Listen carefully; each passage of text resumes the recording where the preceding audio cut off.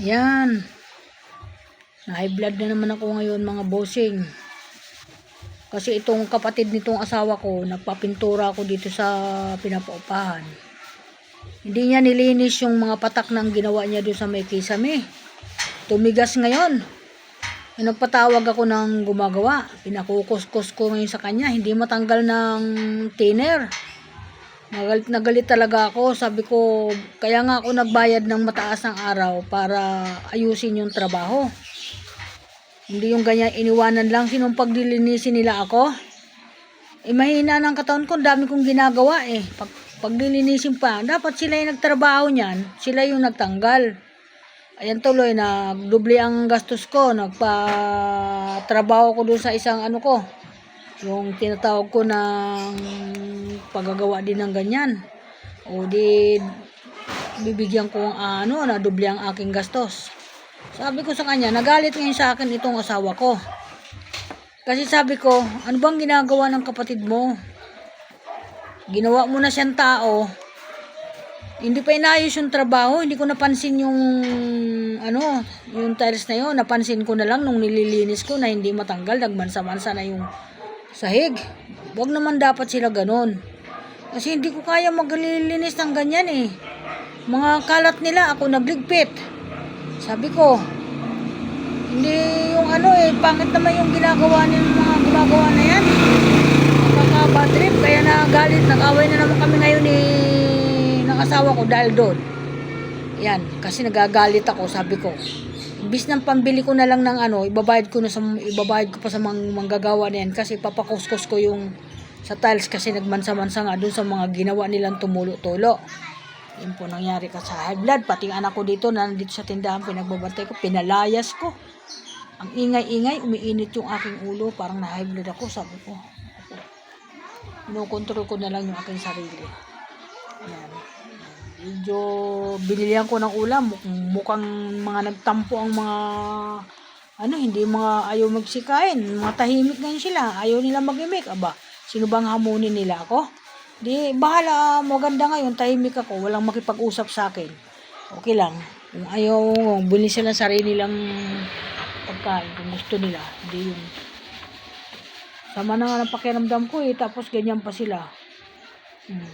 Totoo naman ang sinasabi ko, yung kapatid mo na yan, ayusin niya yung ginagawa niya. Nagtapos niyang gumawa, linisin niya yung trabaho niya, hindi ako pa paglilinisin. Hindi ko kaya yan eh. Sabi ko kaya yan. Pag nakita ko talaga, pagsasabihan ko talaga siya, sasadyain ko talaga yan. Yan, magalit na siya at magalit sa akin. Ako hindi ako nagsasalita sa kanya, ngayon lang ako magsasalita. Dahil diyan sa ginawa niyang trabaho na dinumihan niya yung tiles. Sino ang uupa pag mga ganun madudumi ang tiles na hindi nila tinanggal? Di walang uupa niyan pag ganyan. Doon, pinapagawa ko ngayon. Yung gumagawa, masakit na daw yung kamay sa kakukuskos. Hindi siya marunong mag-isip man lang Hindi yung purgit pinapakisamahan siya ng maayos dito sa bahay. Aabusuhin naman yung tao. Kahit bayaw ko siya, kahit kapatid siya ng asawa ko, huwag siyang ganyan. Kasi ako, nagpapagawa ko para hindi na ako mapagod. Yan ang nangyari. Balik ulit ako sa tindahan kasi nagalit yung parang pinagkaanuhan nila ako dito. So ang dami-dami nilang sinasabi. Ang anak ko, kung kapatid ko din daw, ganun din daw. May kapalpakan din daw, mas masahol pa daw. Sabi ko, yung mga ginawa sa amin noong araw. Yan, kapatid ko daw.